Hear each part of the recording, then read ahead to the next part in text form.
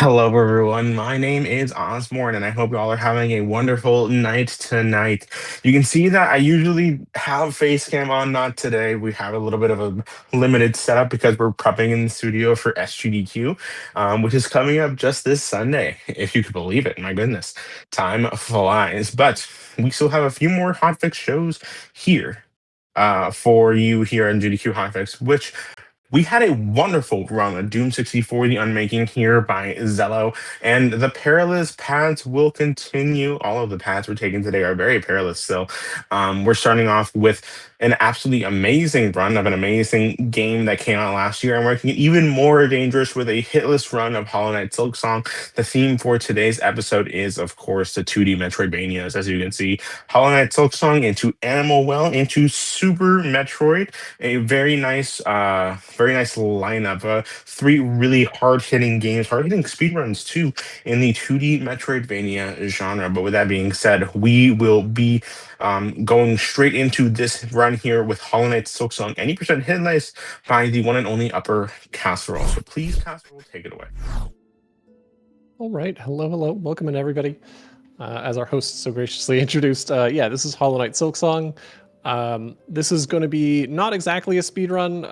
For context, I do lots of speed runs, but I do also dabble in hitless runs, and that is what we're going to be doing today. So we're going to be attempting to beat this game any percent without getting hit a single time, without taking damage from anything. So yeah, that's that. I am joined on comms by Stackwin. You want to introduce yourself? Hi, I'm Stackwin. I also go by Stacy, so Cass might call me that. Don't get confused. And I also do hitless runs. I don't speed run, so I'm not gonna have much information on that front. But it's all good. All right. With that, we can get started with a new game here. We're gonna get started in 5, 4, 3, 2, 1, go. Good luck and have fun. Thank you. So this is Hollow Knight Silksong. This is a 2D Metroidvania that was released just last year, if I'm not mistaken. And it's sort of, I guess, is said to have like Souls-like elements. It's a very difficult game. Everything in this game deals contact damage, so even just brushing up on any enemy is going to get us hits. And we're going to try and do it hitless. So we're going to try to not get hit by anything. As we just sort of sit through the intro here.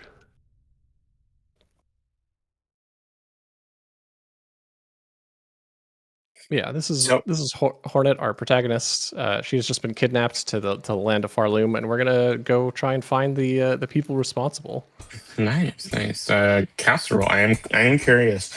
I know for a fact that I have a lot of people, I have a lot of friends. I've not played this game myself, and a lot of them, when they first played the game, they thought like a very common complaint about this game was its difficulty. Feel like people expect them. The game kind of expects you to play the first game before you played this one. It's not necessarily the most beginner friendly. So my question to you is, what made you take a really, really difficult experience and say, like, I want to make it harder and do hitless runs? I was just a super big fan of Hollow Knight to start with. Like, I have a million hours in that game. I did tons and tons of speedrunning in that game, and then that was my first hitless game was Hollow Knight Hitless, which I very much enjoyed. And so yeah, I do definitely think that Silksong is like a very difficult sequel. Like I feel like I'm very much like sort of the target audience is like the person who put like thousands of hours into Hollow Knight, because this game just builds on it and is even harder and whatnot. But yeah, I just love it. The art, the music, everything, the gameplay is all really top notch in this game. Also, rip Dave. Dave was that roly-poly enemy that we beat up at the start of the run.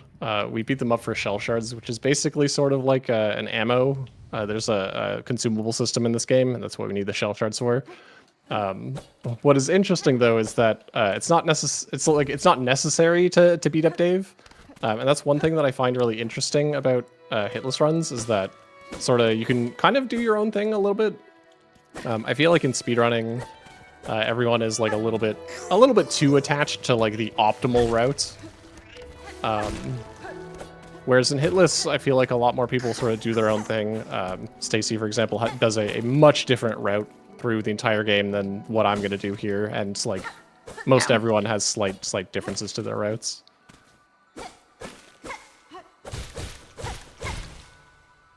Do you? I understand that you told me that you've done a successful hitless run before. Do you think that at a certain point when it comes to hitless runs, if you've done enough of them, that it kind of turns into a speed run more than a challenge run in of itself? If you already know that you can like do the challenge portion of it. Maybe. I mean, I know there are some people who do some like hitless speedruns. I'm gonna hold that thought as this boss is actually terrifying. Please take your time. Take your time, folks.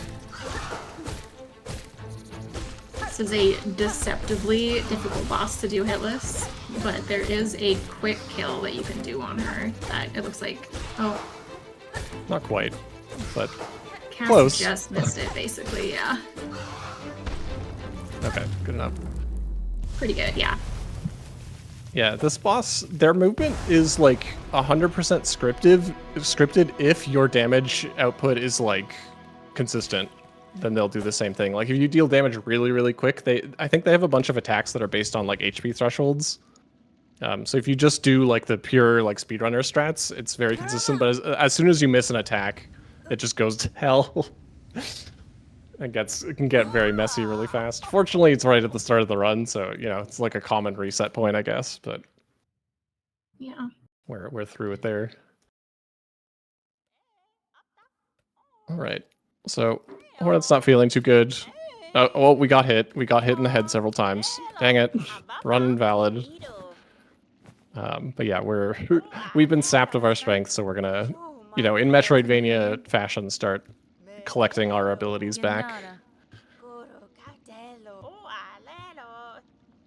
I guess what else can we talk about? So interface-wise, I guess you can't see it right now as we're in a cutscene. But in the top left corner of our screen, there's our health.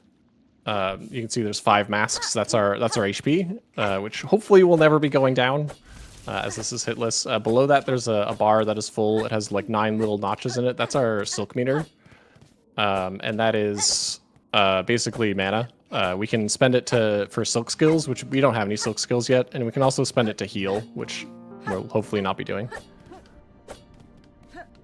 You can see I'm doing these sort of jump dives. This is kind of speedrunner movement. I don't do it very well, though. Like, optimally, you would do this much lower to the ground and much faster, but I don't really... Like, it's tough on the hands, and it's just sort of tough to do in general, so I just sort of do it at my leisure. This is obviously not exactly a speedrun. Though I do, like, use a lot of, like, speedrunner strats in my runs, as they are often very consistent, although not always, I guess. Obviously, speedrunners are willing to take damage to go faster, but in a lot of cases, they also don't want to take damage and have strats that are consistent. We're taking a short detour here for some rosaries. This is currency in this game, which we're going to be spending on a bunch of upgrades later. Stacey, do you want to talk about this skip? Yeah, so this is our first skip that we're going to be doing in this run. We're going to do a couple, and we're just going to lure this little beast fly. Wow, he's not behaving. I've never seen him charge there before. Yeah, no kidding. So yeah, we just have to lure him up onto the platform up above. And then we'll be bouncing off his head to reach this ledge up here that we can't normally reach. Nice. Yeah, that actually saves like a couple of minutes, really. Like, it saves us a full arena. It's not really a sequence break. Like, we could reach this area of the map like without doing the skip, but it just saves a ton of walking. It's really, really nice. A lot of slow walking because we don't have much movement. Yeah, we really want to get back the ability to run as soon as we can, but that'll be in a little bit yet still. Here we see Chakra, map wife. She sells us maps, which we are not interested in this run, but we love her anyways.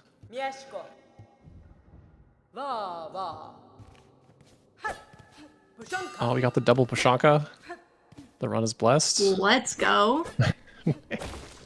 She'll give you a random like text line or dialogue line when you leave, and if you get a Pashanka, it's blessed. Hitless runners aren't superstitious at all. I don't know what you're talking about. That room was actually a really scary room. Those it really is, guys that actually, yeah. spit moss at you, they're scary.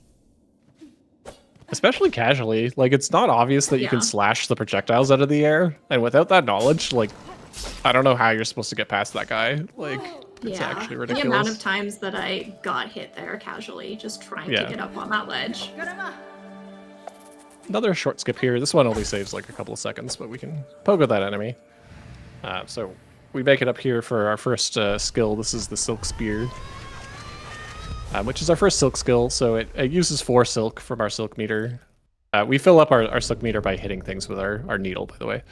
And it's a pretty useful attack. It's a big AoE thing of damage in front of us. It deals like 3 needle slashes worth of damage, so it's pretty strong.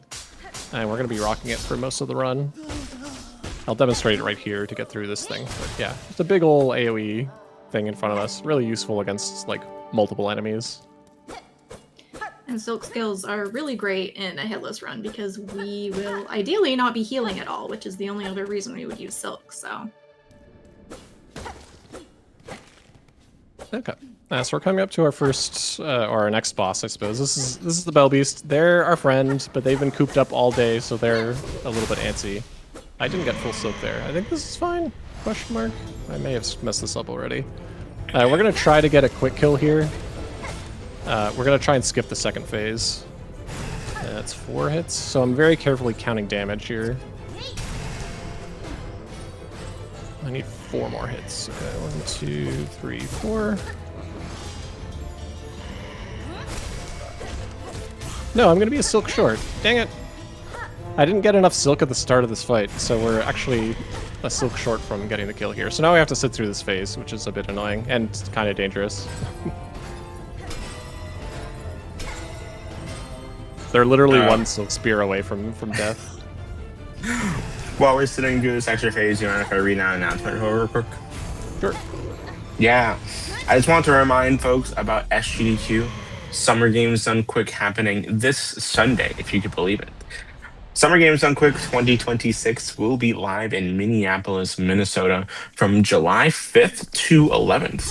Visit gdq.gg to learn more or register for the event. You can check out the schedule at gdq.gg/schedule. Now, please, if you plan on registering and you have not registered yet, if you do not register before the event starts, the registration will go up. It's at 175 right now. It'll go up to a bit over 200 if you wait until the event begins. So if you want to get your registration in, get it in now. With that being said, if you even have any interest in going, please do. It's really good. I'm going to be there. If you like the show, please let me know. But with that being said, right back here to the run here now, Casserole, I do have a question.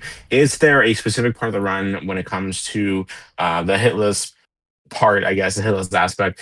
Is there a specific part of the run that you absolutely like dread, that you are absolutely dreading looking at right now? Yes, there is. What might that be? It's a High Halls Arena, of course. And literally, as soon as I say the words High Halls Arena, literally every single person who's played this game knows exactly what I am talking about. It is like incredibly infamous section of the run. Sorry, Stacey, go ahead. I just wanted to point out that canonically, the Bell Beast has a really thick shell and enjoys being hit with our needle. That's true. That's considered petting. So what we just did essentially was petted her until she calmed down. Facts. The developers of the game have like explicitly said that. So yeah, we now have the Bell Beasts. They're our fast travel mechanism. They're going to be use a couple times to get around. Wow, that bug usually doesn't fly after me. Okay, we're going to beat up this spider for some extra rosaries. Also, right there, what I did, and I've been doing it a couple times with the Silk Spear, we're doing like I'm not even sure what the tech is called. I guess it's sort of like instant Silk Spear. But ordinarily, if you slash your needle and then try to do a Silk Spear right away, there's like a big delay where you just like can't use the Silk skill. But you can reduce that delay by changing the direction that Hornet is facing. So almost any time you see me using a Silk Spear, I am actually slashing and then turning around and then turning back around, so I'm actually facing the right direction, and then Silk Spearing. And it makes the Silk Spear come out like literally like a full quarter of a second faster. It is very helpful in a lot of spots, including like against that spider that I used it on, because otherwise I literally would have gotten hit by them. But yeah, this just like isn't really explained. It's just sort of a speedrunner tech that is very, very useful. That was something that I didn't know for a long time into doing my runs, and I was like, Cass, how are you like not getting hit doing this? I don't understand. I can't make it work. And he was like, do you do this? Yeah. And then everything changed for me. That's true. Yeah, I think you were like not getting the fast cycle on like the ant arena or something. Yeah, like, it was the ant arena. How do you get this ant before they go underground? It's like, are you doing the turnaround thing? What turnaround what thing? Turnaround thing? You can also speed it up by like landing on the ground. So if you like slash when you're in the air and then like touch the ground and then Silk Spear, it'll also be quicker. But yeah, as you can see, we're just taking a bunch of detours here to get a bunch of rosaries. The economy in Farloom is not good. We need every scrap of rosaries that we can get our hands on. Fortunately, there's a lot of caches hidden around in the early game.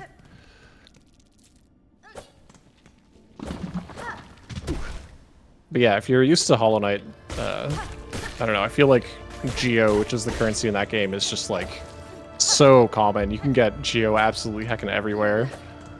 But in this game, they're just a lot more stingy with the money.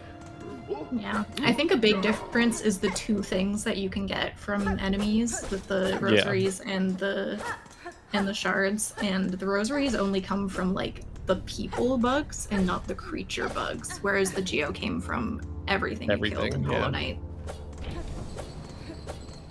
That's true. Alright, another enemy pogo for a short little skip here. This one, again, only saves a couple of seconds, but not particularly dangerous. We just bonk that guy in the head. Get up here a little bit quicker. This room is low-key scary. These guys right here are not friendly. They can jump very weirdly. They'll turn around at any moment. Yeah.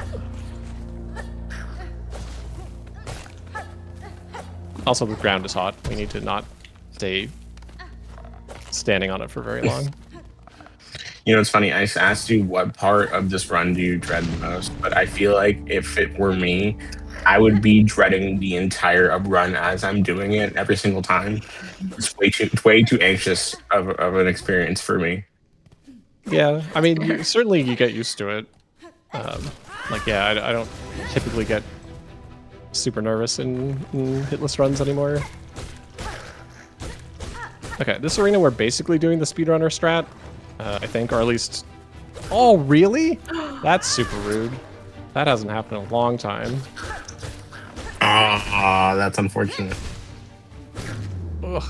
But yeah, that's basically the speedrunner strat for that arena, which is quite consistent. That ant hasn't gotten me like that in a long time, but can happen, unfortunately. All right. I really enjoy this next power-up. So the way we're getting these power-ups, these are like ancient spider shrines teaching us ancient like spider techniques. And this one is the ability to run, which is apparently an ancestral spider art that no other bugs know how to do. Yeah, and turns out if you fall from a great height, even if you are a spider, you have to learn how to run again. That's true. That's what you're saying. I have a question generally about the rulings when it comes to this run. What exactly counts as damage or like as a hit? Basically anything that reduces our masks in the top corner. We're gonna rescue this flea here. Woo! That actually does absolutely nothing for the run. We're not gonna. It is possible that you would route in rescuing 5 fleas. That has some value. We're not gonna do that. We're just gonna rescue the one.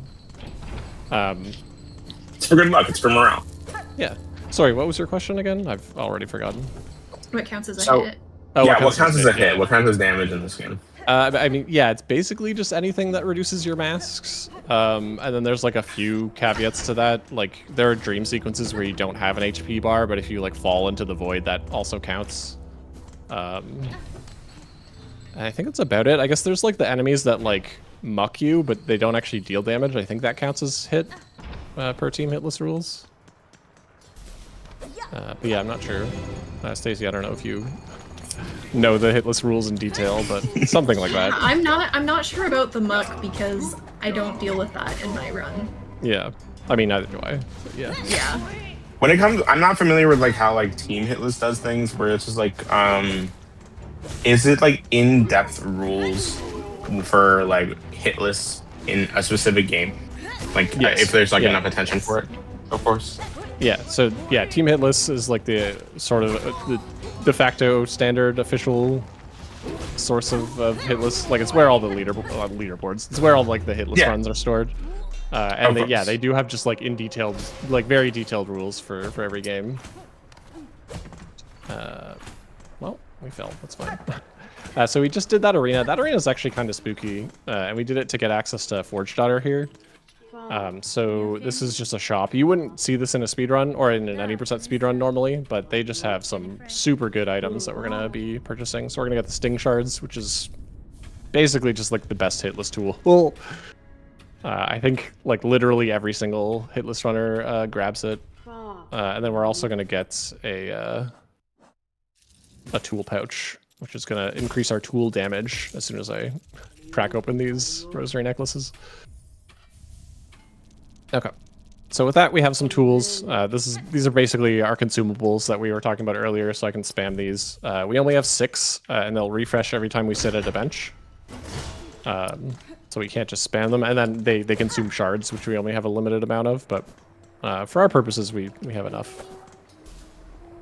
Alright, this is Lace. I will let Stacy talk about Lace as I try not to get hit. Sure. So this is, I suppose, I guess, our Hornet equivalent in this game. What Hornet was to Hollow Knight.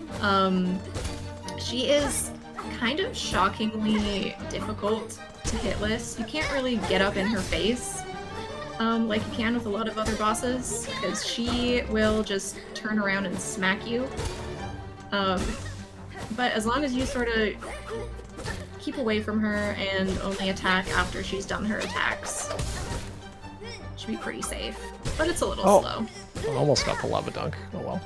Yeah, if you manage to dunk her in the lava on her stagger, then it does a bunch of extra damage. Yeah, it's like quite an absurd amount, isn't it? Like 80 damage or something. I want to say it's around there, and your needle like deals that, 5. Yeah.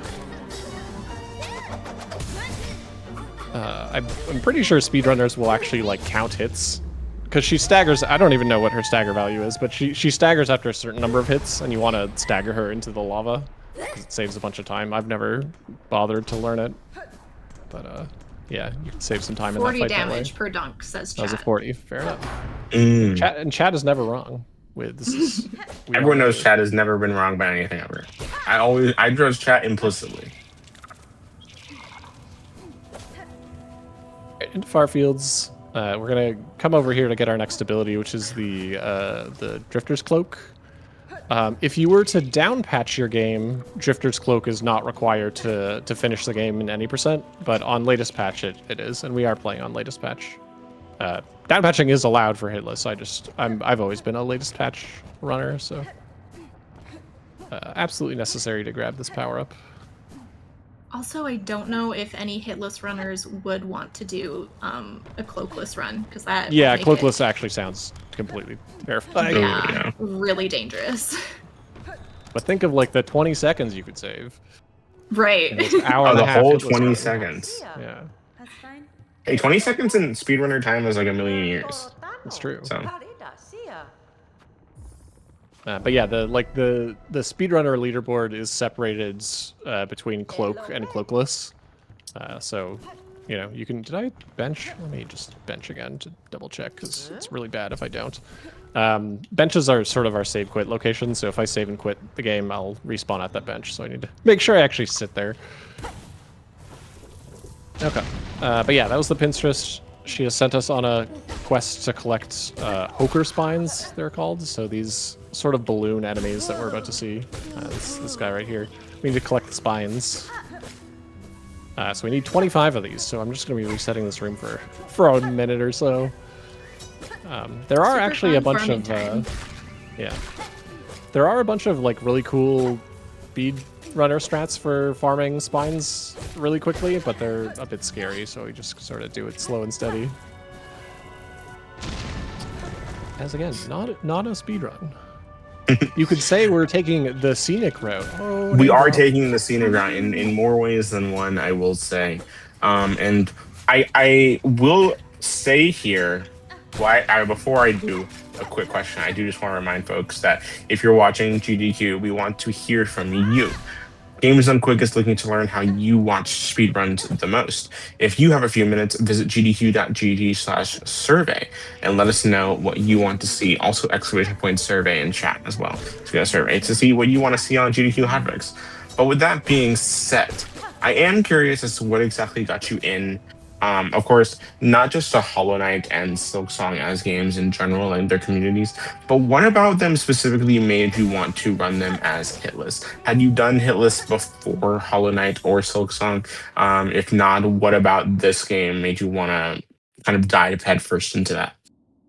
I mean, I was just in love with Hollow Knight. Yeah, so Hollow Knight was my first hitless game, and I had just like done a lot of speedruns in Hollow Knight and really fell in love with the game. And I sort of on a whim, I was just like, I wonder, you know, I had always like heard of and seen hitless runs, so I was like sort of curious to try it, and I enjoyed it a lot. I'm like kind of surprised at how little overlap I feel there is between hitless runners and speedrunners.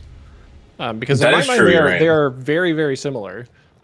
Like you know, practice a little bit, like do some runs, get a time in speedrunning, or in hitless you get, you know, a number of hits, and you know, try and improve it, try and get it down lower. So yeah, I find them very, very similar. Like they're a little different in some ways. Like in some ways, hitless is more chill because you can just sort of stop and talk to chat or whatever. No, yeah, you make a really good point. You do.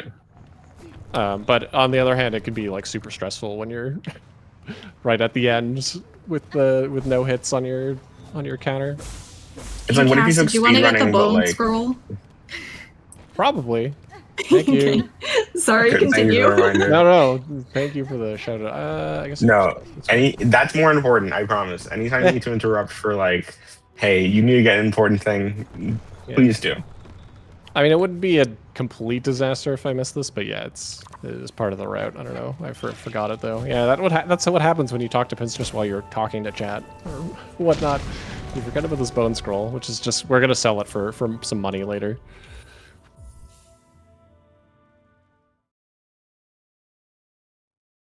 But yeah, and as for speedrunning, I actually got into it because of GDQ, I think. Like, it was a long time ago. I've been speedrunning for like, I think like 8 years now at this point. But yeah, like GDQs came onto my radar, and I just thought like speedruns with commentary was like the coolest thing. Like, it just seemed like such a cool idea to me. And I really wanted to do like that specifically. No, yeah, for sure. All right, I totally get you. I feel the same way. And this is the fourth chorus skip. Bye, fourth chorus. See you never. Bye. It's that actually is a really cool boss, and it's, it is a very cool kind boss. of a shame. You're not not everybody wrong. skips it. Yeah, there's like multiple different ways to skip that boss, and there's also like an insta kill. If you want, do you want to fight them? You can beat them in like less than 5 seconds. It's kind of tragic. So everyone say hi to Sherba. Hi, Sherba. Hi, Sherba. All right, so at this point, the route actually opens up quite a bit. This is where like a bunch of people do different things. One option is to rescue 5 fleas, which would get you a free ride to Greymoor. We're just gonna ride up these like wind currents and go up to Greymoor that way. This does mean I'm gonna have to fight an extra boss. We're gonna fight Morwang. which in my opinion is I used to rescue 5 fleas because I'm like, we get to skip a boss that way. But in my opinion, rescuing 5 fleas is actually more difficult than fighting Moorwing. I agree. Moorwing is my best friend. I love him so much. It is my life's mission to get as many runners to not be To fight scared of Moorwing, Moorwing as possible. specifically? Yeah. Yeah. Not to get Sharp Dart, to fight Moorwing. Well, Sharp Dart's secondary. Yeah, okay. I feel like that one's a harder sell. Valid. Sharp Dart is a silk skill that I get in my run, and I love it very much. It basically lets you like dash through enemies and deal damage to them. But it is kind of out of the way to get. You can pry cross stitch out of my cold dead hands. Yeah, I'm going to be getting a silk skill called cross stitch, which is a parry, which is very good. I mean, Sharp Dart is also very good in a lot of spots, but I like me some parries. Here we're going to see the destructive power of our traps, or not, or I could screw it up. That's fine too. They were supposed to instantly die. Okay, well, good enough. But yeah, sting shards are sort of a trap that you can lay, and given that we know where and when all enemies are going to spawn in arenas, we can typically just lay them on top and deal a whole bunch of free damage. I was a little bit late with my throw there, so I didn't quite explode that guy as I would have liked, but these things happen. I saw a question in chat, by the way, a little bit ago about like what happens if you get hit. Do you reset? So like, I mean, I guess yes. In like, if we were actually trying to get hitless, this is obviously a marathon, so we're just we have a hit counter on the screen. We're just gonna keep track and do our best. Although if you're doing runs, like often it is actually just a lot like speedrunning, where you're just keeping track and comparing against the PB. Where my PB is 5 hits, and I'm trying to do better than that. And sort of, same sort of thing. You can see the numbers go down and have splits and everything. How big of a hitless community does this game have? It has quite a few runners. I mean, I'm watching at least like 4 or 5 different people on Twitch, like right now, that are all like attempting to do hitless. Nice. How many people have successfully beaten the game hitless?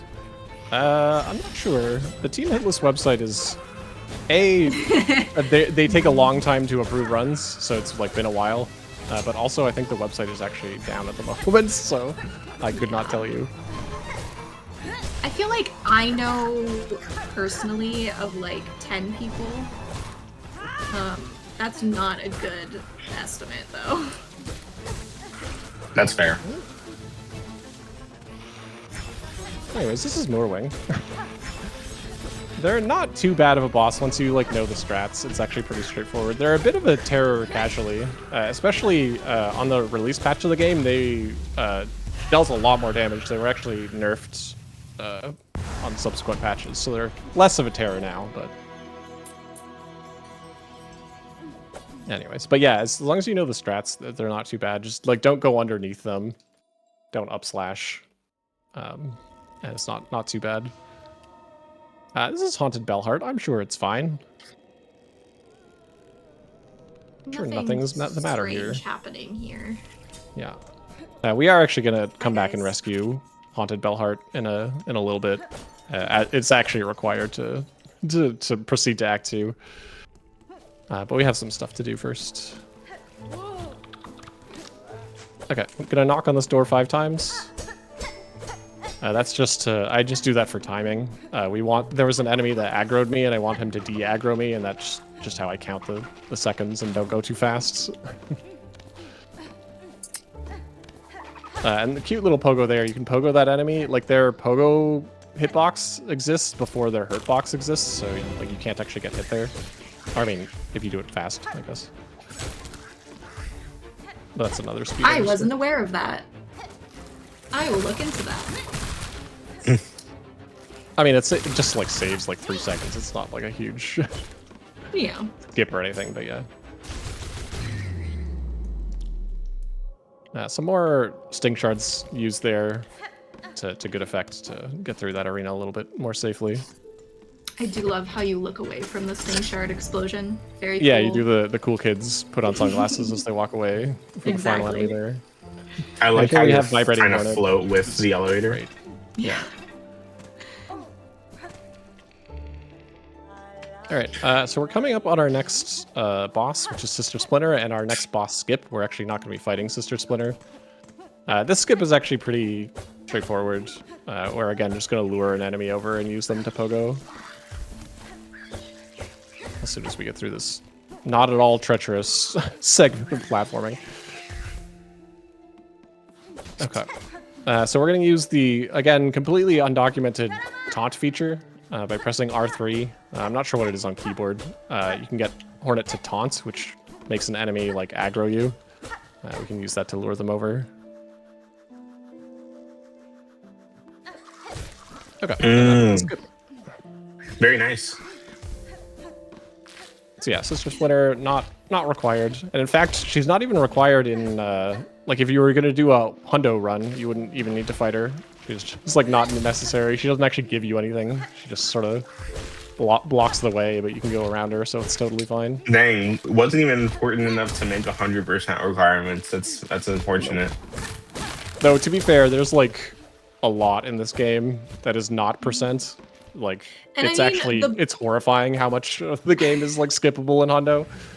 No, I get it. None of the Totally. bosses are like explicitly a percent.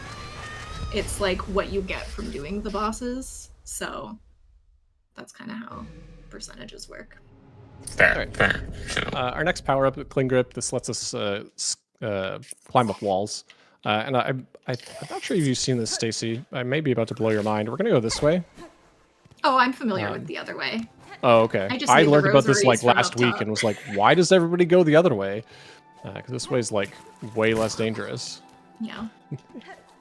But yeah, we're working our way back to Bellheart, and this is like a much safer way to go compared to the way that I and most everyone else typically goes, which is slightly faster, I guess. But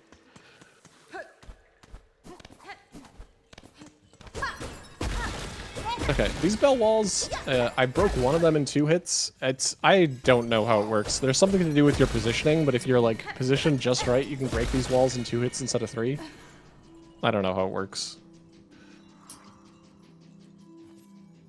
I think the hunter's like dash hit is just kind of silly because I noticed that also like if you are too close to a wall, it doesn't hit it at all.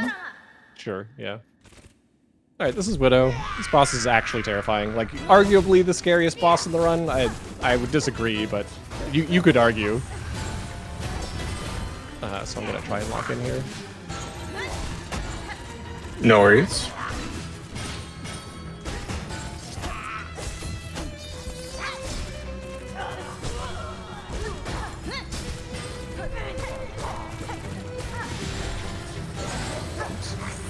Keep missing that pogo. It's fine. Oh, that was rude. Fine. But yeah, she just drops bells from the ceilings and like a bunch of random patterns, and the bells can bounce off of walls and stuff. It's terrifying.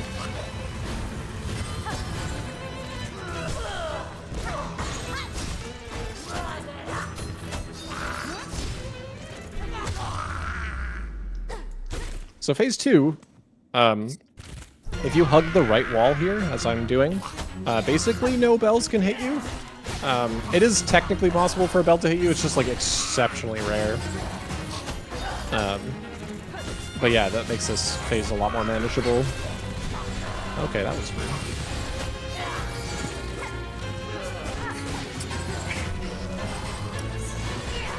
Ordinarily, I can do this a little bit quicker. She's being a little bit rude, but you can get in damage and fire Silk Spears. This actually doesn't slow things down too much.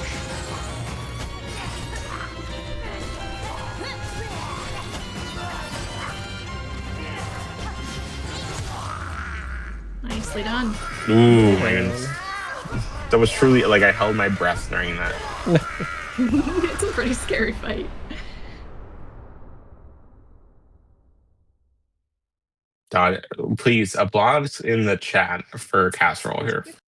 That was really good.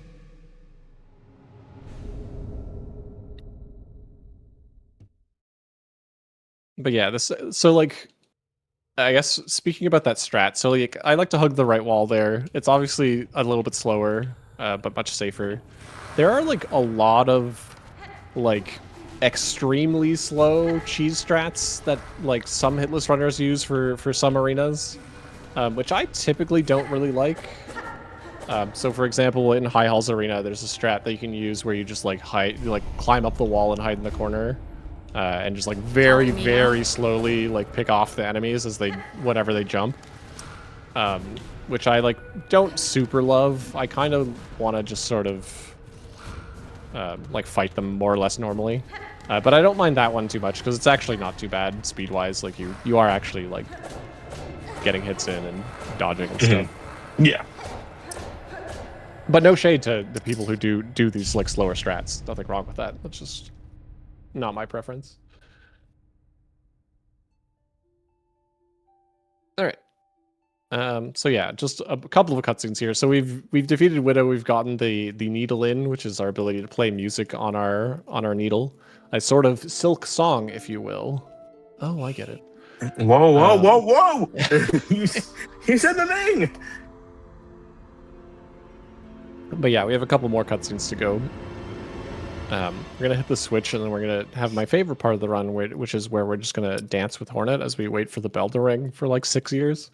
It's pretty great. So chat, now's the time to spam any dance emotes you have. You want to get them in chat now, or in a minute when I finally wake up. We'll give the signal. You'll know when it happens. Yeah. But yeah, in a lot of other rooms, you've seen I've hit a lever and then immediately left the room. That's because it skips this cutscene of this bell ringing. We can't do it here, so instead we just make Hornet dance. The spider shuffle, if you will. Nice. And that's my go-to dance move right there. The spider shuffle.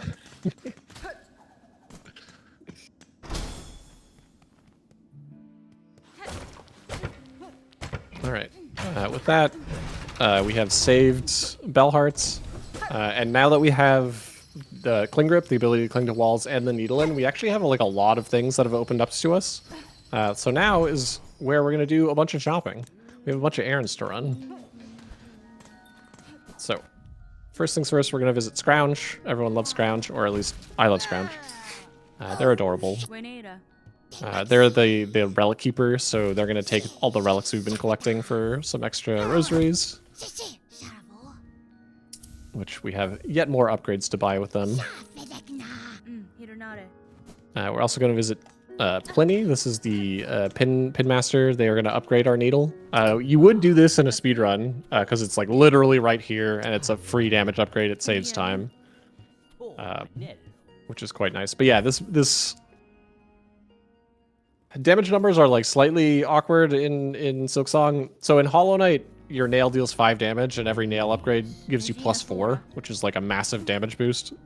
Silksong has the same system. Like our needle deals 5 damage, and that upgrade's worth +4. But it's not quite that good because there's this weird damage multiplier that's like different for every enemy. It's kind of elaborate and weird, but nonetheless, it's still a free damage upgrade, and it like legitimately saves time because it's right there. Which is quite nice. Okay, we're gonna go back to Bone Bottom. Okay, so other question that comes up a lot in hitless runs is this game has what's called a crest system. So the crest, you can sort of think of it like a class. Like we're on the Hunter's Crest right now, but you can unlock like the Shaman's Crest, which has stronger spells, or the Architect's Crest, which has stronger tools but like less damage or whatever, right? And so a common question is, what crest are you going to use for the run? Like, is there a good crest for hitless specifically? And the answer is the Hunter's Crest is just by far the best crest for hitless, because of the upgrade we're going to go get here. We're going to go talk to Ava and get the evolved Hunter's Crest. And what that's going to do is it's going to give us a focus meter. And whenever we hit something with our needle, we're going to get 1 stack of focus. And once you build up to 6 stacks of focus, we're going to deal 30% more damage. And the only way to lose all of your stacks, you lose all of your stacks whenever you get hit. So it is basically tailor-made for hitless. As long as we don't get hit, we're just gonna have 30% more damage, and that just sort of far outweighs the benefits of any other crest, really, in any percent at least. I think Hundo runners dabble with some of the other crests, like shamans and architects, or not Hundo, or like true ending runners, I guess. But I'm not so sure. What is hundo in this game defined as? I mean, there's just an in-game percentage. Oh, nice. I mean, but you mentioned like true ending. Is true ending hundo, or are they two different things? No, they're two different things. Yeah, I mean, there's multiple endings in this game. We're going for the any percent ending, which is like hours shorter than true ending or hundo. Have you tried like a hundo or a true ending hitless? No, I have not. A few people have. A few people have gotten true ending. I don't think anyone's gotten hundo yet, if I'm not mistaken. I don't know, Stacy, if you know any differently. No, I don't think so. Yeah. I don't even know if anyone's working on it. I know at least one person is working on all bosses. Right, which is the third different thing, of course. Yeah. Bosses aren't percent in this game, so like you have to do some things more than hundo if you're doing all bosses, but also less. But in any case, yeah, some people have done true ending, but yeah, like for context, the speedrunning wise, like any percent, the speedrun is like 50 minutes, or like I think 40x has been breached probably. And like true ending is like 3 hours, and hundo is like 4, I think. Okay. So it's quite a lot longer. I'm not brave enough to attempt that in hitless or in speedrunning. It's like longer than I typically speedrun. We're coming up on break time, by the way. I'll just shout that out now. Just let us know whenever you would like to take that break, and we'll be able to do it. Yeah. So obviously hitless, you are allowed to take breaks whenever, which is quite nice. In speedrunning, you are actually also allowed to take breaks in Silksong if your run is longer than an hour, which is really, really nice, and I appreciate that a lot. But yeah, this is the perfect spot for it, so we're just going to plop ourselves on this bench, and we can take a quick break whenever. All right, wonderful. All right, folks. So with longer runs here on GDQ Hotfix, we tend to have a bit of a tradition where we take a wellness break or two within these longer runs here. So we're going to be taking a bit of a break here, and we'll be back with the second half of this amazing hitless run of Hollow Knight Silksong here by Upper Casserole, as well as some more 2D Metroidvania action for the rest of the night. So with that being said, we will be right back, folks. Do not go away.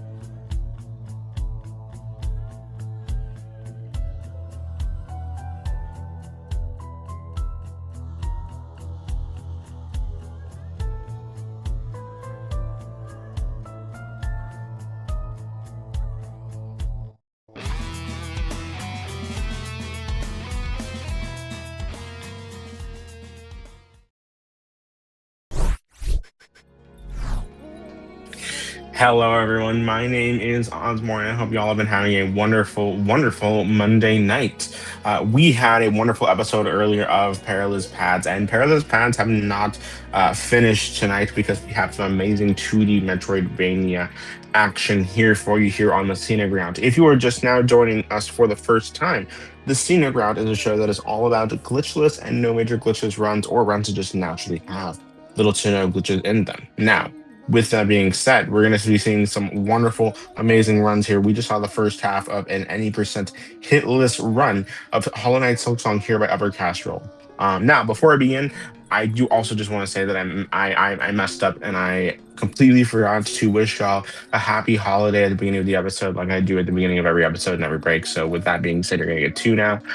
Number one, happy National Waffle Iron Day. If you have a waffle iron, maybe make a waffle while you're watching this episode of the Scenic Route. Nothing's ever wrong with a late night waffle. And of course, happy World Scleroderma Day. Please schedule an appointment with your dermatologist ASAP. With that being said, we're going to go straight into this next half of the run of Hollow Knight Silksong, Any Percent Hitless by Upper Casserole. This has been an amazing run so far. I hope y'all have loved watching it as much as I loved hosting it. And I hope that Upper Casserole has loved running it for y'all. We're going to go right back to him right now. So Upper Casserole, please take it away. No, I haven't been. It's been a terrible time. No, I kid. Right. Welcome back, everybody. I don't know if the timer has paused or whatnot, but we can start it back up in 3, 2, 1, go. So yeah, we're back. We're about halfway through this hitless run. Just double checking all my gear is good. Yep. Okay. Hi, Sharma. Bye, Sharma. So yeah, we're now ready to go into Act 2. And there are two main ways to get there. Again, this is where like a lot of different routes diverge. We could go up the I can never remember the name of the area, the cliffs. Blasted It's called. Steps. Blasted Steps, that's the one. I always get it confused with Howling Cliffs from Hollow Knight. We could go up Blasted Steps and fight the Last Judge, or we could go into the Mist and fight Phantom. Both have their pros and cons, and like you could argue that one is easier than the other. I feel like they're probably similar-ish difficulty-wise. I feel like the Mist might be a little bit harder. But when I was routing this, all the logic that I put into it was Phantom is my favorite boss. I want to fight Phantom, so we're gonna go that way. Yeah, I think the main difficulty difference is I think Phantom is a slightly easier boss, but the Mist is harder than Blasted Steps because of its inconsistency, and you'll see why it's inconsistent. Yeah. Because Cass is going to be doing it. Yeah, I think that's probably fair. So yeah, we're just sort of working our way over there. I made a brief detour to pick up Pimpillo, which I think is an incredible tool. I don't know of any other hitless runner that gets Pimpillo, but I feel like more should because it's real strong. And then we're going to work our way over to Sinner's Road, which is, I don't know, it's an area that looks scarier than it is, I feel. Like, a lot of these enemies are, like, kind of spooky, but they're not too bad as long as you sort of know what you're doing, I guess. But yeah, we're going to take one more detour here to pick up another really useful item. We're going to just aggro every single enemy in this room and hopefully not get hit by any of them. Whee. Cool. So this is the barbed bracelet. This is an item that is going to increase our damage by 25%, but it's going to make us take double damage in reply, which is obviously probably not very good casually, but in hitless, it's completely free, so... Yay, we love free things. Yeah. But yeah, we're going to work our way through Sinner's Road. This is actually a terrifying room, this one right here. There's a bunch of flying enemies that are quite spooky. Again, I'm going to do 5 knocks on this door just for timing. I'm just like making sure the enemy de-aggroed me. And then it's really important that that flying guy doesn't see you, because if he spots you, he'll actually summon a second flying guy out of nowhere to like flank you with. It's kind of terrifying. Okay, we're through that.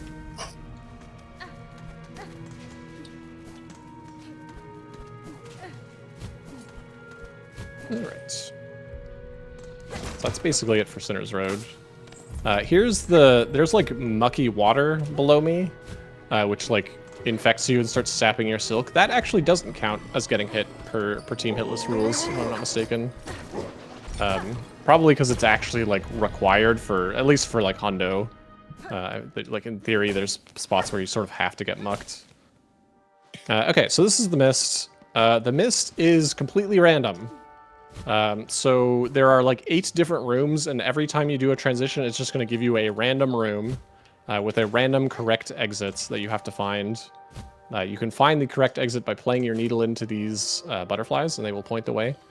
So yeah, the Mist is spooky for hitless. It's also spooky in general, but yeah.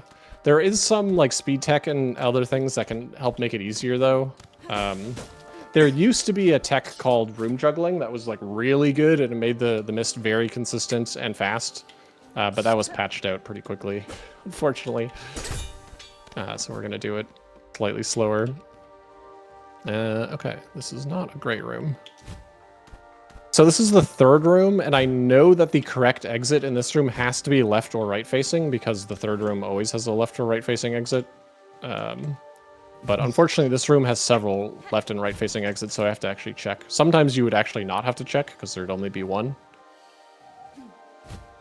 Yeah, I'm trying to not aggro these wraiths. I guess we aggro this one, that's fine.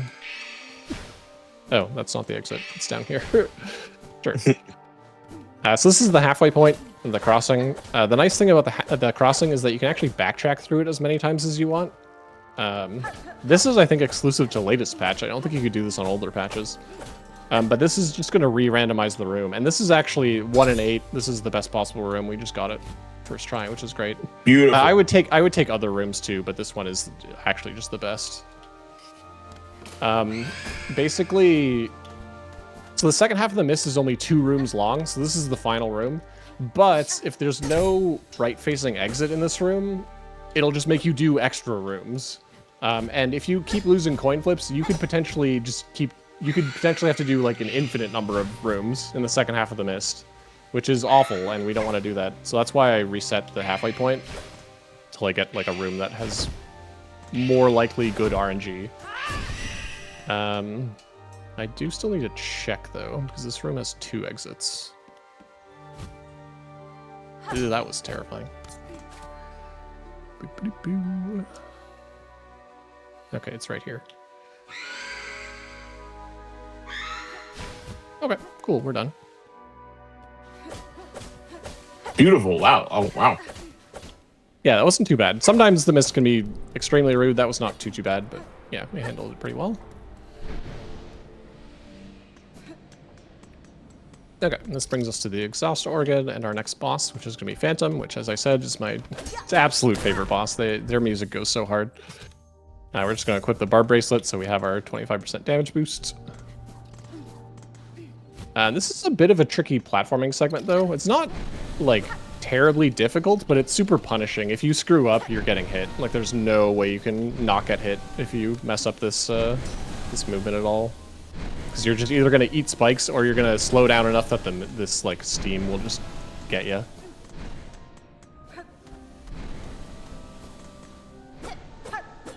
Just wait here.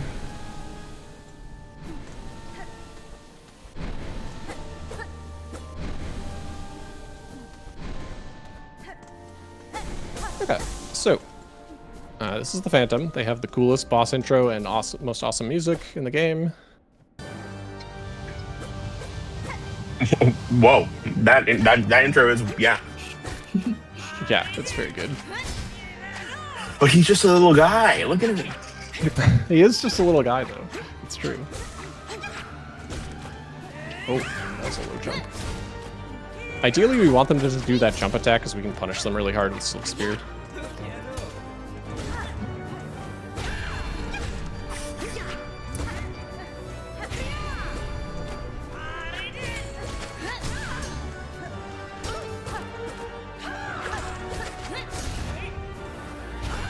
They also make like aggressive crow noises, which I think is really funny.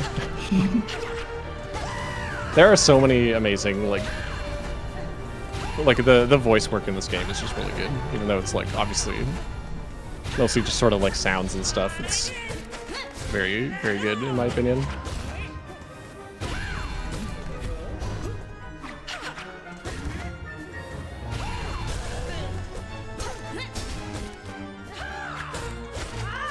Okay. And then this fight ends with a quick time event here. I think the only one in the game where you have to parry. So yeah, the nice thing about fighting Phantom is that Phantom is going to give us the Silk skill Cross Stitch, which is a parry skill that we're going to be using. Not exclusively, but we'll be using it a bunch for the rest of the run. So we can only have one Silk skill equipped at a time, so this is going to replace our Silk Spear. We can swap back to Silk Spear whenever we want, and we will swap back to it a few times. But it's a nice one to have in our pocket.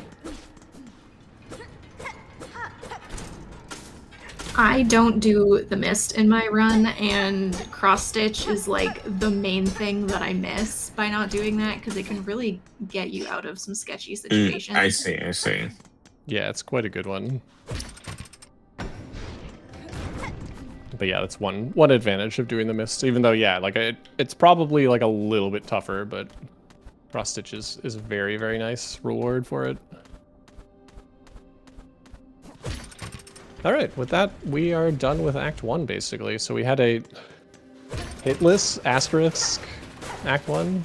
We got hit by ants and nothing Asterisks. else. But we take those. Yeah, ants. Hey, we just had to get like the bad luck out of the way at the beginning, and now the rest of the run's gonna go smooth. That's how that works.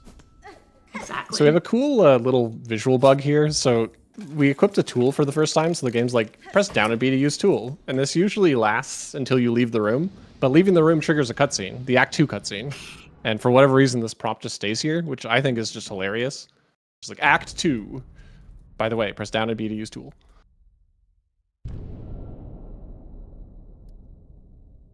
So in case you didn't know, it's down and B is how you use tools. Cool. Just making that clear. It's Lace. She's back. That's fine. I thought I'd never see her again. Right. Nesvia. But yeah, so we've made it up here. Story-wise, we've been trying to get to the Citadel, which is where like this crazy curse and everything is coming from. So we've made it. We've made it to the Citadel, and it'll be smooth sailing from here, surely.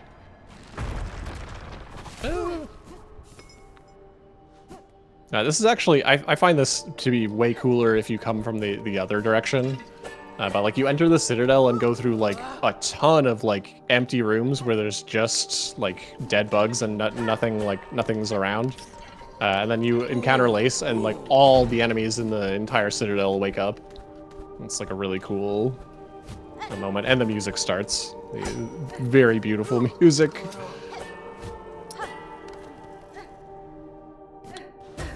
Yeah, this is one of my favorite tracks in the game for sure. Mm-hmm. Okay, so we're just working our way up to the top here. We're not going to run into this steam. No one's ever accidentally done that before. No, I wouldn't think so. No, of course not. Yeah, cool. Of course not. We actually have a sort of tricky room here. We need to pogo over these grand reeds. We're abusing the fact that pogoing gives you iframes to dash through them, which is actually kind of spooky. It's not terribly lenient. It's a teeny tiny amount of iframes. Yeah. All right, fan favorite boss. This is the Choral Dancers. There's 2 dancers. We only have to beat up one of them. They have separate HP pools, and the phase ends when like one of them takes enough damage. So we're just gonna focus all of our damage on one. I lay 3 traps. In phase 1, their movement, their pattern, their first pattern is exactly the same every time. Mm-hmm. So up till literally right there, their pattern is the same. So phase 1 is free, but from here on out, it's going to be random and faster.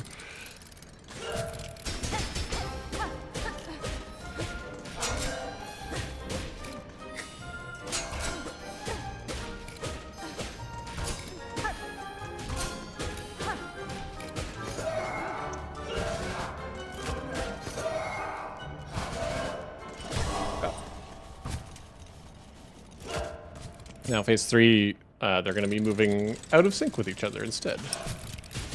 Which honestly, I find this phase easier than phase 2, personally, but... I do too.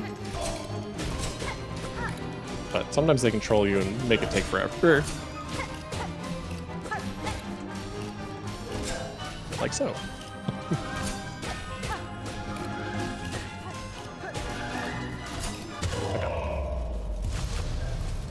And now phase 4, which is the tragic phase, where there's just the one dancer remaining, and they're actually very slow. This is supposedly free. I have actually been hit in this phase several times in runs, which is tragic. But not as tragic as watching this guy dance by himself. It's okay. We put him out of his misery. At least there's that. And with that, we have another really long cutscene where we have nothing better to do but dance. So again, Kat, spam any dance emotes you got in chat. Please Dance. chat, yeah. Well, while we're here dancing, you mind if I read out an announcement real quick? Yeah, feel free to. Yeah, of course. I just want to let folks know, if you're looking to be more involved with the GDQ community, join the official Games Done Quick Discord and add the hotfix role to get updates on upcoming events, chat with staff, and more. Use !Discord in Twitch chat for an invite and more info. Please do join the Discord. I do check it whenever like the schedule for a week ever gets announced. I like to see what people think of the schedule for the week. And so please join the Discord. Get the hotfix, enjoy your role so you can get notice on all of the information that we have here about hotfix, as well as notice about SGDQ. SGDQ is coming up on Sunday, and if you want to be having a space where you can just talk to people at the event, you can do that right there as well. All right, back to the run here. Now, how are you? how do you typically feel at this point in the run? Especially, let's say if you hadn't gotten hit, like if you hadn't gotten hit and you were at this point in the run, how are you feeling with it being like 30-ish minutes to the end of the run at this point, would you say? This Like in is terms of definitely just not. where, like, I definitely think Dancers is like a pretty big milestone. Like Act 1 Hitless is actually really tough. I think anyone who does Hitless will tell you, like Act 1 is not easy. And then getting through Dancers, now we're like really into like Act 2 proper. It's definitely like a part where nerves can start to kick in.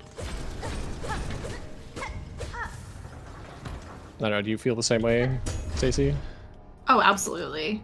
I mean, I only just recently got past what you're about to do Yeah, that's fair enough. as my farthest point in the run, so I definitely have nerves at this point in the run for sure. All right, so this is the Vaults Arena, a somewhat tricky arena. But we have a lot of tools at our disposal here, so... what? Where was my Silk Spear? Excuse you. I pressed the Silk Spear button. Oh, okay. Silksong is a perfect game, by the way. Yeah.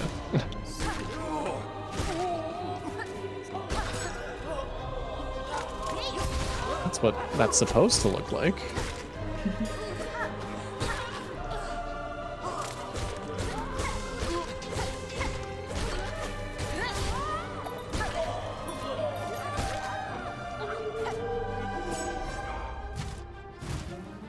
Okay. That is fine. Well, we did take a hit there, unfortunate. Yeah, I don't know what happened. I guess I Silk Speared a little bit too early. Didn't come out. So I got smacked in the face. One nice thing, I mentioned that we have the, like our crest now, we have a focus meter that gives us 30% more damage, and it breaks whenever you get hit. So sometimes you can get hit like in a really awkward spot, and then it like ruins your setup for like the next wave or whatever. And then you just get like hit again, which is really awkward. Obviously, in the actual hitless run, it doesn't matter, but when you're, you know, grinding your PB down, that can be pretty annoying. Fortunately, there it was like totally fine. It didn't matter at all. Anyways, here's Cardenius. We literally robbed Cardenius of their own cylinder and then sold it back to them for 200 rosaries. That's what they deserve. So that's free money for us. Cadestre.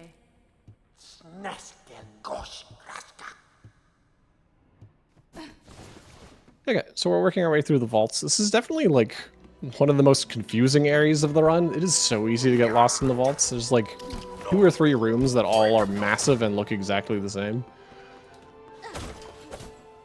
So we're gonna just try and work our way through it. Obviously, I have done this once or twice before, so it should be okay. But when you're learning it, it's really tough.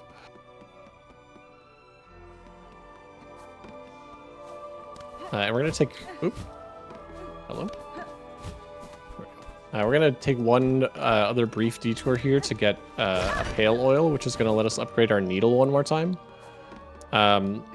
It's not a huge detour. Speedrunners used to actually get this upgrade. Eventually they determined that it was like a little bit slower than just not getting it. But again, obviously we're not doing speedrun, so we're gonna go out of our way for the free damage.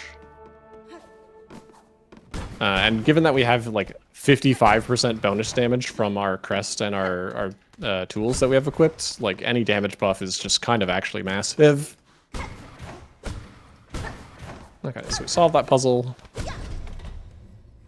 And we grab this pale oil.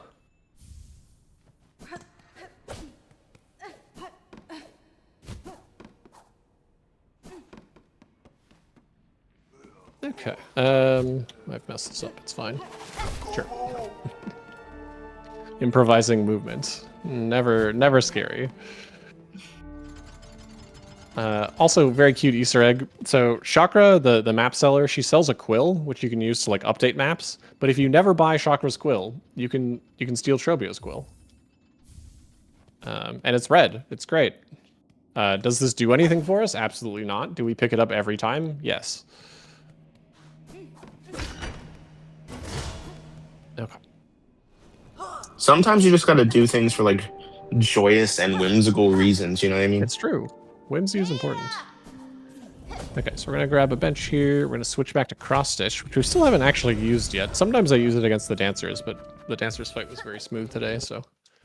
We will, however, be seeing it against our next boss. So we're gonna take a detour to upgrade our needle, which is where we're going right now, but then we're gonna go fight Trobio. Trobio is just the hardest boss in the run. They are terrifying. They have a bunch of random projectiles. They can overlap attacks, so sometimes they'll like fire multiple projectiles like at the same time. And they're just very fast and scary. But they're also really cool. They're like probably my favorite fight. I enjoy the fight a lot. But yeah, it's gonna be scary. We'll see if we can get through it.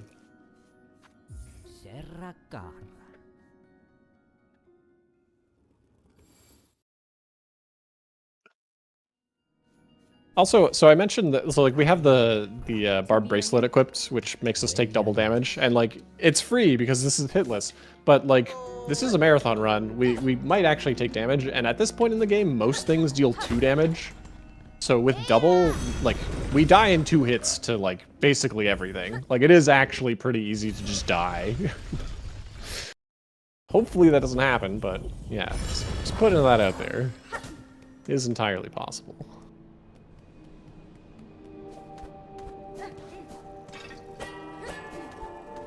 Alright, so here's Trobio.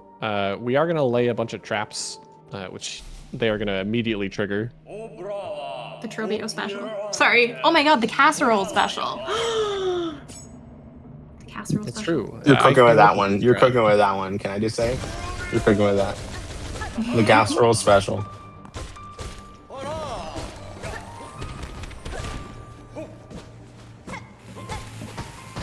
Hey, Trobio. There's the cross stitch, which is our parry. That's very helpful that we can parry the tornadoes that are otherwise, like, you basically can't deal damage during them. Oh, okay. Phase 2.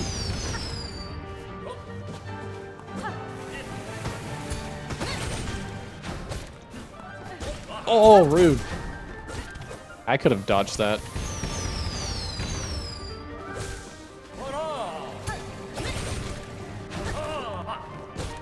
It does give me a heart attack every time I see a runner go to Cross do stitch. cross stitch. Yeah. It's true. It gives me a heart attack every time I see any other runner use cross stitch, which is like hilarious because everyone uses it like slightly differently. I'm like, no, what are you doing?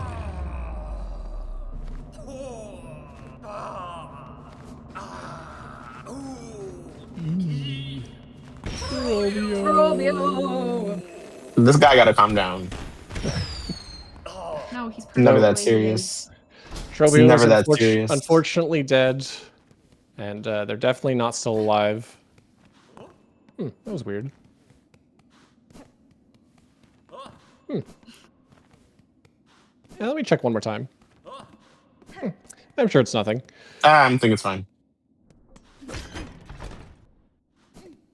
But yeah, that is Trobio. We do actually fight them again later in like in a Hundo run. You could fight them again, and they are still just as extra then. But we will not be seeing them again. Let me do the movement properly. There we go. So we're in the underworks. We're at 1 HP, but we're about to bench. It'll be fine. So yeah, Trobio is actually required for any percent. If after I finished my casual playthrough, if you had asked me what bosses are required to like finish the game, I would not have thought Trobio would be one of them. But he does actually block the one of the sacred cylinders, which is a requirement for any percent. All right, this room, I'm just hold run, and it's fine. Just don't let go of the run button. Except there. Yeah, except there.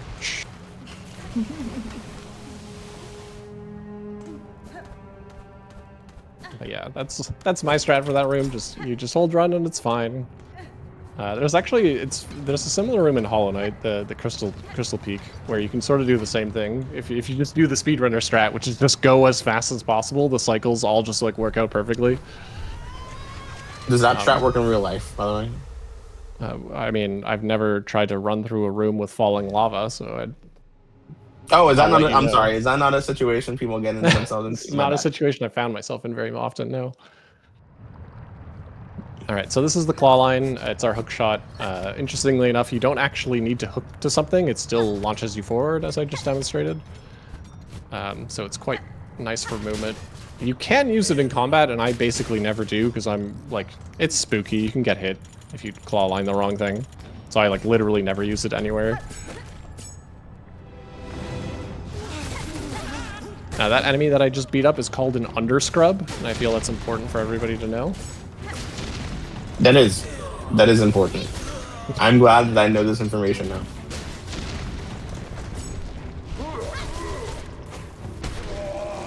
I really like this arena. This arena is, like, just one that looks super smooth when you do it well. Like, and it's not particularly hard. You just, like, obviously you have the script for it, but everything just dies so quickly. It looks really cool, in my opinion. And it feels really cool. It does. Okay, I'm gonna break this necklace. So this is our last shopping trip. This is the 12th Architect. We've been building up rosaries for a little bit so that we can buy one more crafting kit, which is just going to increase our tool damage even more. We're also going to buy 2 shard bundles, which I shouldn't need unless I die repeatedly to High Hells Arena, but what are the odds of that happening? But yeah, better to 0, have I and think. not need or whatever, I guess. Okay. So switch back to cross stitch, and this is going to be, we're going to be using cross stitch for the rest of the run. We're actually getting sort of close to the end. Right now, our objective is we're trying to find all 3 pieces of the threefold melody. And we haven't gotten any of them yet, but we're about to pick up basically all 3 of them in pretty rapid succession. We're working our way over to the first one, and then we're just going to get all 3 of them pretty quick. That platform that I just landed on is, like, exclusive to latest patch. Previously, you would just fall into spikes there, and they decided to add a platform. I don't know why, but we'll take it, I guess.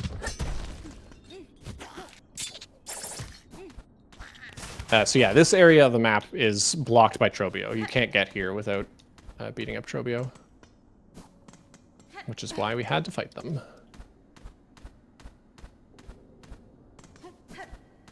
All right.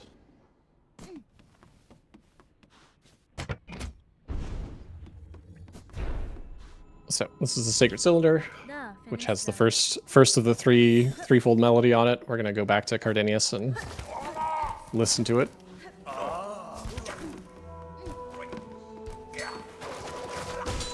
I always beat up that spider because this room can go really wrong if that box, like smacking this box typically kills that flying enemy, but sometimes it doesn't, and then things go terribly wrong. Oh god. I mean, on a run like this, better safe than sorry, right? Yeah, no, absolutely.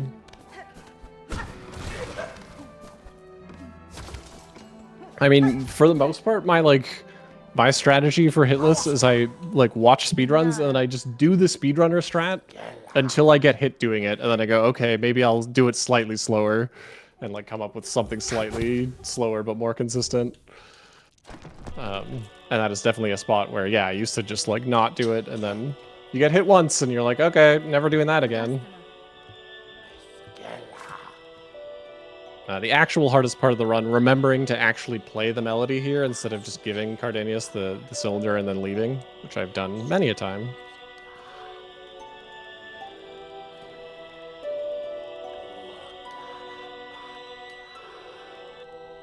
Have you ever done that, Stacy? No, I haven't actually. Okay, cool. That's fine. Yeah, I think I've done it maybe twice. I'm just like trying to go up the final elevator and they're like, the dialogue just isn't advancing. Like, why? What is going on here? Yeah. I did all the things. Or did I? Or did you? I have forgotten to do the core one time. Oh, yeah. Just like an entire section of the run I forgot to do. And I was like, Yeah. why can't I go up the elevator? That's valid. Speaking of the core, we're gonna go do that right now. Yeah, the cool thing about like the core is that like all of these cogs, you can claw line them and also pogo them. So you can do all sorts of like really neat movement to like get through these areas. In This next game section- just really seemed like pretty innovative with its mechanics and the way that it interacts with all with like the world that it builds. Yeah, for Yeah. sure. So yeah, this room is really cool. We're trying to like climb to the top here, and we're gonna skip like huge chunks of this room by doing some elaborate pogo shenanigans, which is like probably easier than doing it like the casual way, really. I'm not gonna do all of them though. Like I could go up here, but I'm gonna go down because that one's a bit spooky.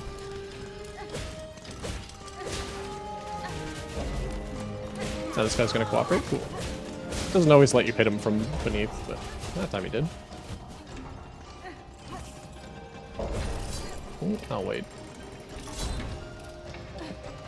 I'll wait again. If you go too slowly under that gate, it will hit you. I learned that the hard way. That's true. So yeah, another skip here where we're just gonna claw line up these cogs to get to here quicker. Mm. I'm gonna avoid the left side of this room and just go up this way. Okay. That's that. Now we have this puzzle that never changes, so we're gonna try and do it as fast as we can. This is like, I'm gonna do this the very outdated speedrunner way. Speedrunners used to sort of do it like this. They do it much faster now. I still think this looks pretty cool. Oh, I missed it. No. Never mind, it looks super lame.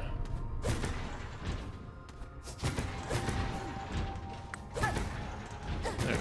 You're just trying to line up the music notes in the right pattern, and yeah, it's the same pattern every time, so not too bad.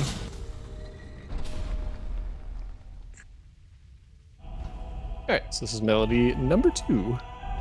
And we saved the best one for last. We'll talk about that in a minute or so. But yeah, this one's, I guess, probably the easiest. You don't have to fight Trobio or do high halls. You just have to do some platforming. That's not too bad. This run has been absolutely like incredibly impressive. By the way, I don't know if like you realize Thanks. just how impressive this has been. I mean, yes, it's not like full hit list. Of course, there's 3 hits. For Like sure. that's an incredibly impressive feat. Still, anyone who's played Silksong can probably attest to that. Alright, here we do the speedrunner fall. Which isn't too bad. Well, I say that, but again, like, I do the speedrunner strats until I get hit doing them, and then I find something slower. I've never got hit doing that, so it's fine. We just keep doing it. It looks terrifying. It's fine. I'm gonna grab this bench. This is just so that I can save quit back to this bench later. We didn't actually need it otherwise. Alright, now we're working our way over to High Halls. Which, yeah, High Halls Arena is just the scariest part of the run. It's an arena that is 11 waves long. Most of the waves have like flying enemies that throw projectiles. It's just a nightmare. And yeah, we're gonna try to do it. I'm gonna be using cross stitch, which I guess is pretty atypical. Most people will take silk spear or sharp dart or something else. I like cross stitch specifically for like. I'm gonna reset this room. Well, I guess he didn't aggro me. This flying guy, his name is Stinkerbell. Oh, Tinkerbell? Yeah, Stinkerbell. Okay, I just want to make sure I heard that right. Yeah. And it wasn't Stinkerbell that got me. I just pogoed into the spikes. I mean, that was what I was trying to do, but I would rather pogo dangerously up those spikes than engage with Stinkerbell. But sadly, we did get hit there. That's another one that's been it's been a long while since that I've gotten hit like that, but these things happen.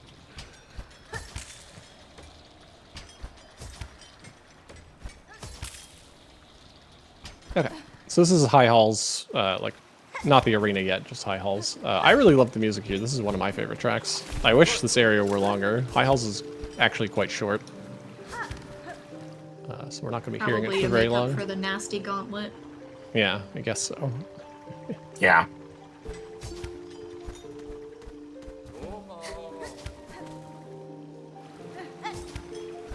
Okay.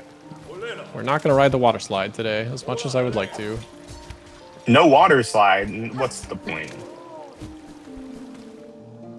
What's even the point?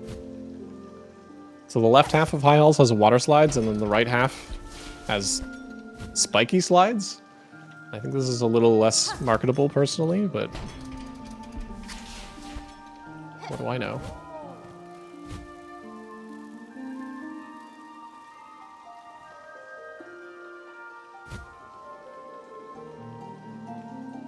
Okay.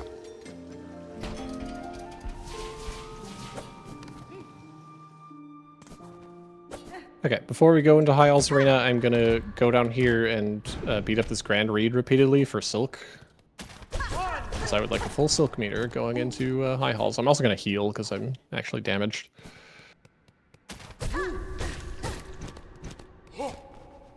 So, fortunately this guy is quite easy to beat up, and it's actually not, it doesn't take that long either. You can just keep resetting the room. Okay, so I'll heal, and now I'm gonna refill up my meter again.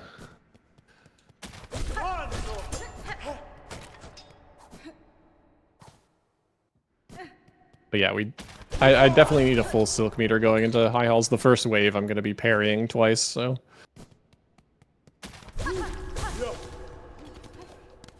Okay. With that, we're gonna go into High Halls. I'm gonna take just a second here to stretch and hydrate. I invite you all to do the same. Please do. Make sure you get some self-care in with this, especially intense run as well. Yep. All right, so this is High Get Halls up and Arena. stretch. Hi YouTube, welcome to my Hitless High Halls Arena tutorial video. We're gonna learn how to beat High Halls Arena in 11 easy steps.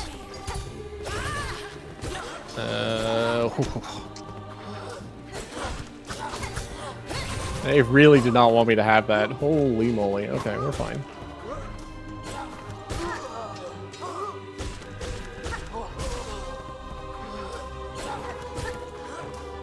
Wave 1 is actually one of the spookier waves. My strat for that isn't like 100% consistent.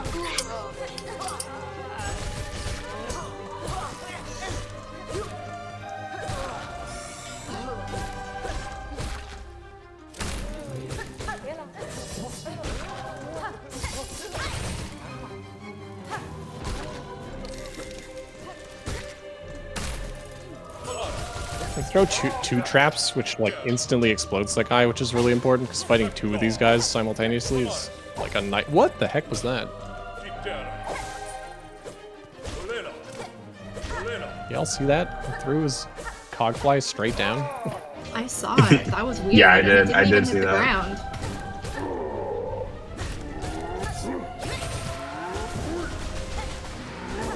But yeah, you can see we're using cross stitch. What am I doing here? A fair amount, which is like, I mean, it's what we have. Okay. I think cross stitch is like the best possible tool for wave 11, and I think it's worse for like every other wave. But for wave 11, it is just so heckin' good.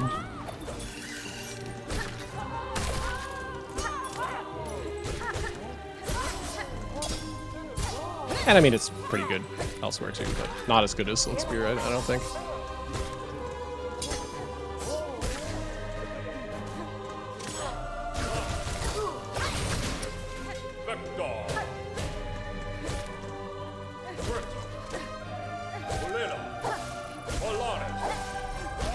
Okay, final wave.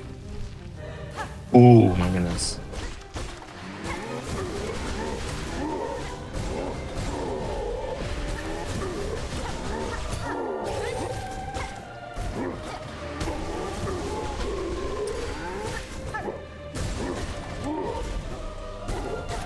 Okay. Nice. That's the wave where us cowards will hide in the corner. Yeah. Basically, you can just like fly up here, and those two clappers can't ever hit you, and you can just like slowly plink away at them with damage, which is a viable strat, but it does take forever. Yeah. I haven't figured out a good way to do that phase with Sharp Dart, so I will be sticking with my corner. Yeah, cross stitch helps a lot in that wave. You can just be so much more aggressive because you can just parry their melee attack, which is like the scariest thing they can do. Okay. With that, we're basically ready to go finish the game. So we have 2 bosses standing in our way. We have Lace 2, and then the final boss. Lace 2 is a fight I like a lot. I find it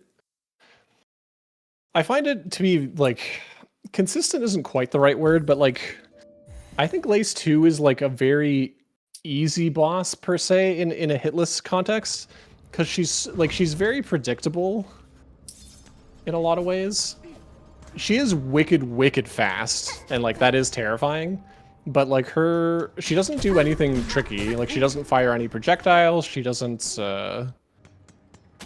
like overlap any of her attacks. It's like just straight up when she does this attack, you dodge this way. When she does that attack, you dodge that way, and that's it. And she's just very fast. So in that sense, I find her like straightforward for hitless. But yeah. That's just my opinion on the fight, at least.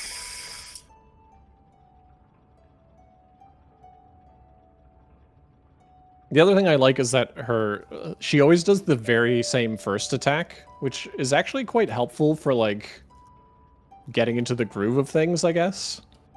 Because, like, you get this late into a run and you're actually on a hitless pace, like, you know, your nerves are going crazy, whatever. It's nice to just, like, I know exactly what she's going to do to start, and then you can just kind of get into the rhythm of it, which I find very helpful. What do you think is like the mindset that you have when it comes to approaching like grinding out a hitless run versus grinding out a speed run? So, I mean, I approach them pretty similarly. I'm very much like a no reset runner. I mean, I do reset sometimes, but like, I feel like I reset less than like everybody I know. And I just feel like like every run is sort of just practice, and like you're just trying to get like your average time down or your average like hits down, that sort of thing. And I don't know, that's always served me well, but I know a lot of people have sort of different approaches to it. All right, Lace 2. Again, we have cross stitch, which is quite nice here too.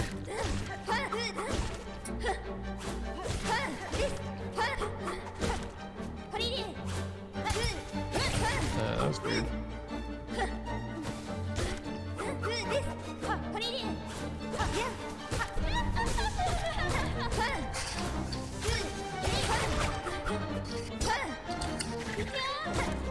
We also haven't really talked about it, but we actually just have like an absurd amount of damage. Like, these bosses actually go down pretty darn quickly.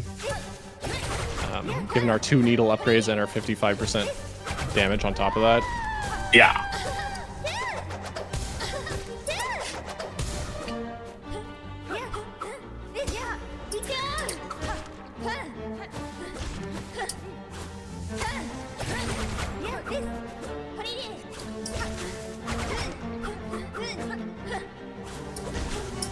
Okay, Lace down.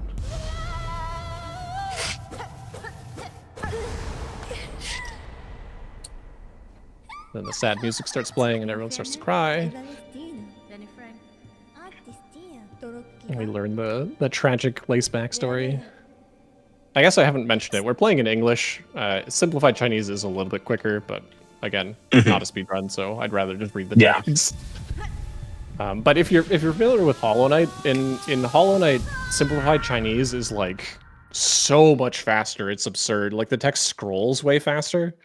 In this game, there's just like less characters, so it's like a little bit quicker. But it's not nearly as big a deal.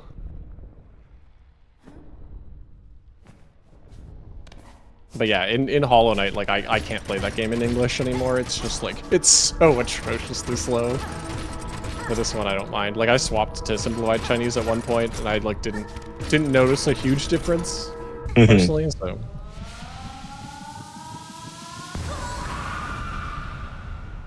okay, so we just have the final boss, Grandmother Silk.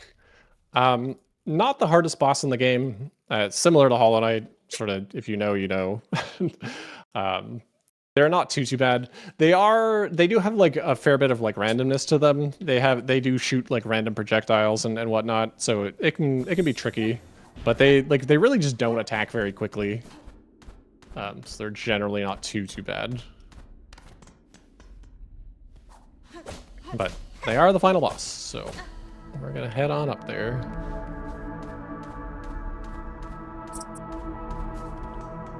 God, this has been an absolutely amazing run. Thank you so much for coming in here and showing this off, because having a game that's as difficult as Hollow Knight and turning it into even greater of a challenge, that's the thing that I admire the most about like hitless runners, where it's just like you're creating an already really difficult experience and you're creating it into something that's an even higher challenge than most people won't get to.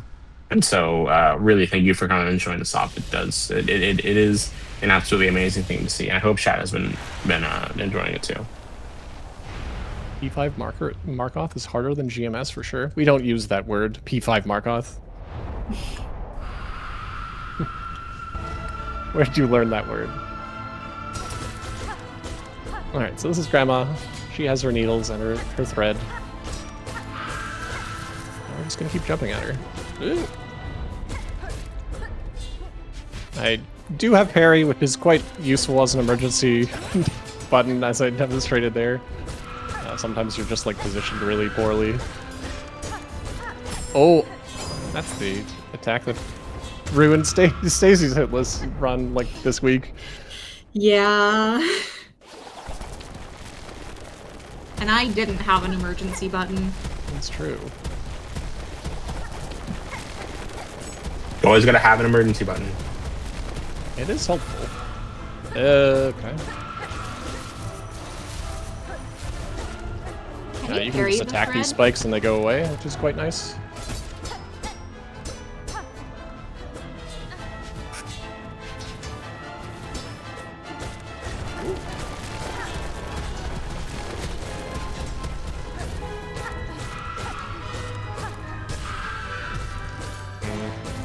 Okay. She did it again. She did. What's going on here? Okay. Time is coming up. I think it's when the screen like fades completely to white at the end of this mashing segment. Nothing sinister is happening here. Pay no attention to our health bar slowly turning to steel and our silk meter gaining infinite silk. No, this I'm is sure it's fine. I'm not questioning anything. Time. GG. So yeah, so that is Hollow Knight Silksong almost hitless. 4 hits, not too bad. I'll take it in marathon for sure. Yeah, that's pretty good. And we did all That the was an hardest parts. absolutely amazing run. Hardest parts well, I guess. We got High Halls Arena and Lace and Grandma hitless, so can't complain. True. Yes, thank you so much for that amazing run, Upper Casserole. The people really liked it in chat. People really showed up for it. I know I did. That's an absolutely amazing run. An incredibly skilled run, too. Hitless runners are truly built different, and I will never understand y'all. But honestly, y'all really do bring out an amazing show, that's for sure. Hence why we have Hitless events all year long. It's really not that different from speedrunning. If you are a speedrunner and you've thought about dabbling in hitless, I encourage you to give it a try. I think it's more similar than you might think. Yeah. I mean, for sure. Hopefully, this run inspired someone to maybe try this themselves. But really, thank you so much for this amazing run, Uppercaster. I'm going to give you two a moment to just shout out whatever you like to shout out. Stackwin, would you like to shout out, and then we'll give this the floor here to Uppercaster. Sorry, do what? Shout out. Shout out. Yeah, shout out anything you want to shout out. Shout out to my mom. Love you. There, yeah, I mean, yeah. Yeah, if that's what you want to shout out, that's what you want to shout out. That's all you need. Yeah, thank you so much. And of course, you, Upper Casserole. Yeah, so you can find me at twitch.tv/uppercasserole. Shoutouts to the Silksong speedrunning and hitless communities. They're both very welcoming, very friendly. Feel free to jump in if you're interested in learning the runs. There are resources all over the place to help you out. Thank you so much, Evercasserole, and of course, Stackbender for that amazing run. I hope the folks at home loved it as much as I loved seeing it. So, with that being said, folks, we're going to be right back with some more 2D Metroidvania action as we get into the latter half of this episode. It was a really good first half with a very intense run of an amazing game, and we're going to be here all night long with some more 2D Metroidvania stuff. We're going to come up here with Animal Well, not like your typical 2D Metroidvania with like combat and stuff like that, but it's still a Metroidvania in a very wonderful way. And so it's one of my favorite games. And so I'm very excited to see a speedrun of it here. But yeah, we'll be right back after this break. Stay tuned.